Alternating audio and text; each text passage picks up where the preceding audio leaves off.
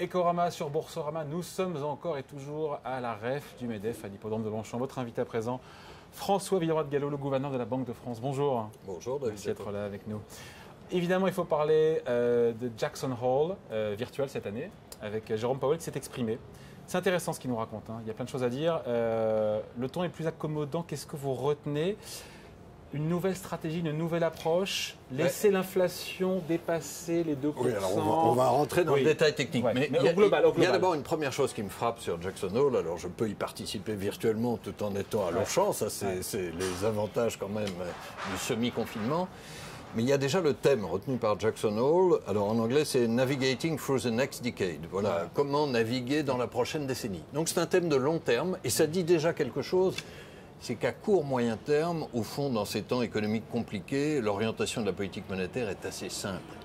Tant que l'inflation reste trop faible, c'est 0,4% en zone euro, notre rôle, notre devoir même, c'est de soutenir et d'accommoder la reprise. Donc nous allons maintenir des taux d'intérêt bas et des liquidités abondantes. Encore plus longtemps. Aussi longtemps que nécessaire pour revenir vers notre cible d'inflation. Mais ça, je crois que c'est un message de toutes les grandes banques centrales. Et Jay Powell, il choisit, lui, de faire un discours sur la durée, sur le long terme, pour clore la revue stratégique de la Fed.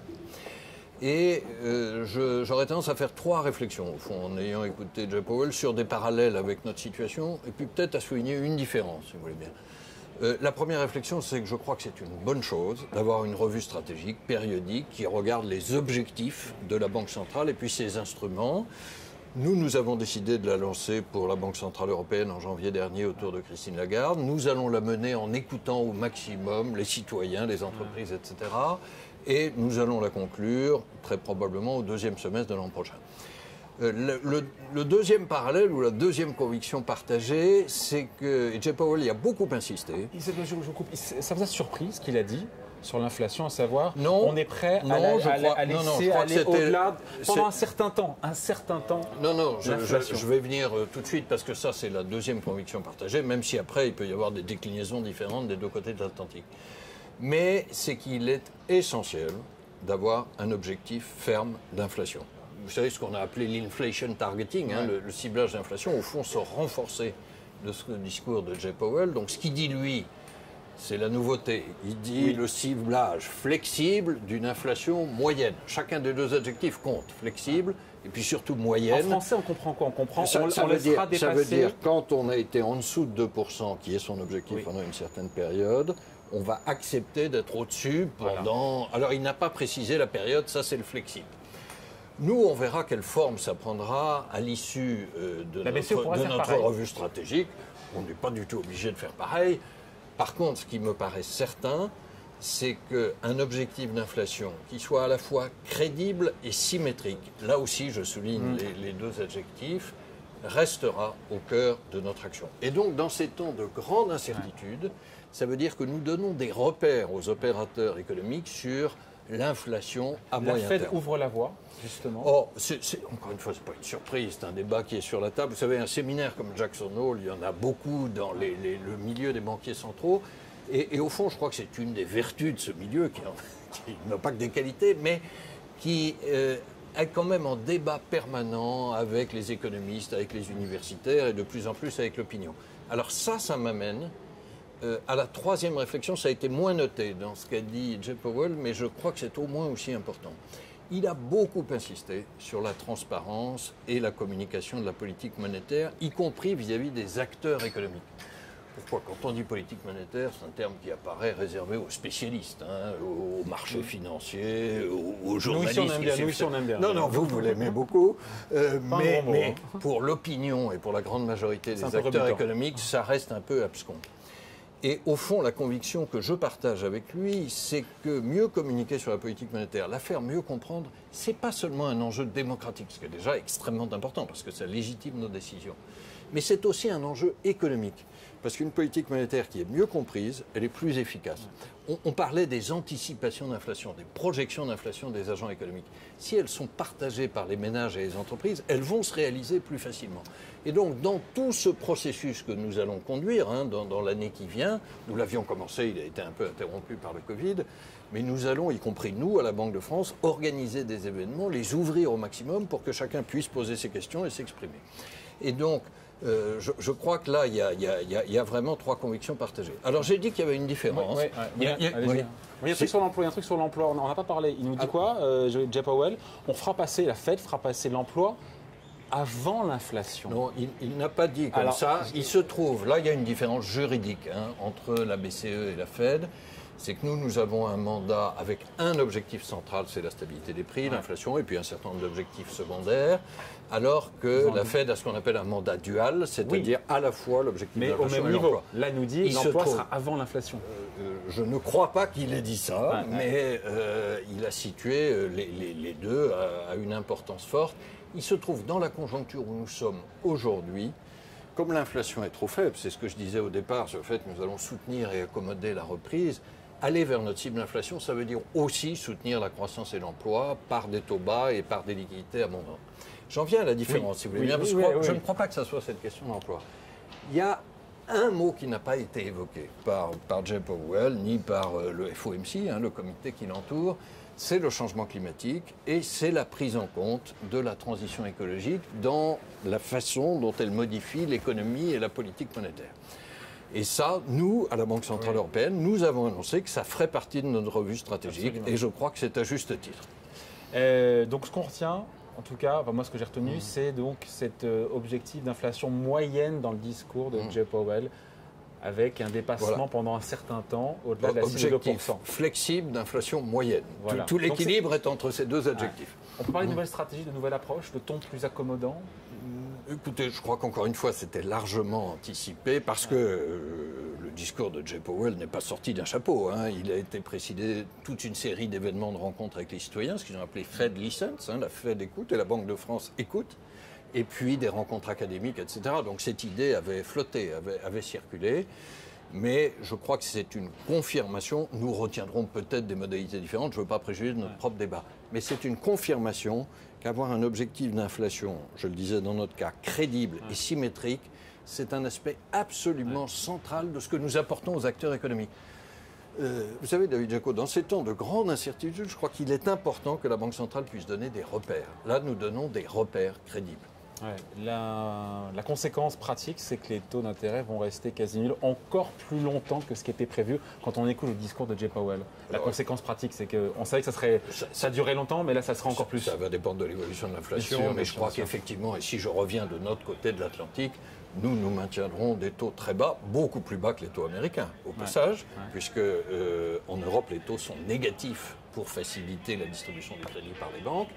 Nous maintiendrons ces taux très bas aussi longtemps que nécessaire. Dernière question, François Huriard-Gallo. Alors je sais que la BCE n'a pas d'objectif de change, mais l'euro a continué à s'apprécier. Vous avez dû voir cet été, vous regardez, j'imagine, les cotations, l'euro-dollar qui est monté jusqu'à 1,20.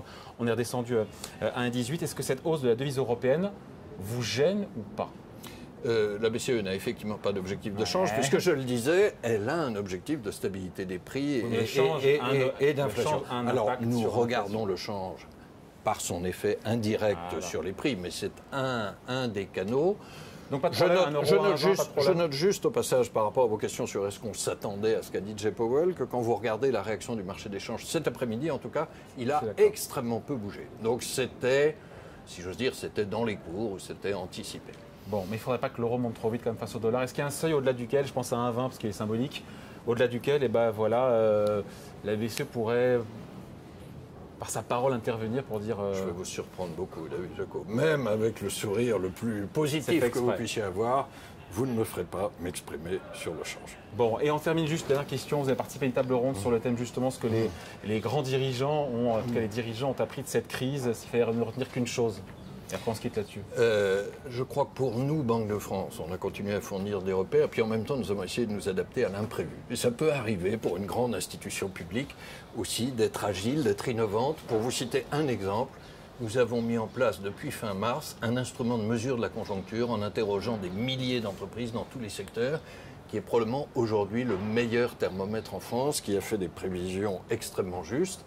Et donc, je dirais qu'aujourd'hui, la reprise se passe selon nos prévisions, peut-être un peu mieux sur 2020. Vous avez dit début juillet, un peu mieux que prévu en France. Est-ce que vous dites la même chose aujourd'hui? Tout à l'heure qu'on entend un peu partout. Je rappelle juste notre prévision du mois de juin, c'était moins 10% sur 2020, oui. Plus 7% en 2021, ouais. Plus 4% sur 2022. Ce que je dirais aujourd'hui, nous sommes le 28 août, c'est que globalement la reprise se passe conformément à nos prévisions. Je crois qu'il faut oublier un peu le bruit. Il y a certaines semaines où tout le monde est très optimiste, puis la semaine suivante tout le monde devient très pessimiste.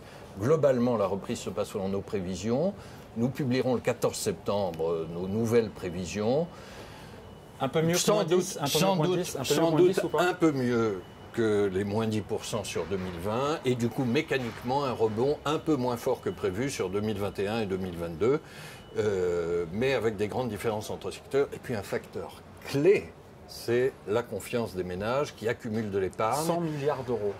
Nous disons 100 milliards d'euros à la fin 2020, ça c'est notre prévision, mais nous constatons, je vous donne ce chiffre, parce que nous venons de le constater, 80 milliards d'euros déjà d'épargne des ménages à fin juillet, donc vous voyez qu'on avance vite vers les 100 milliards, on sera peut-être même au-delà.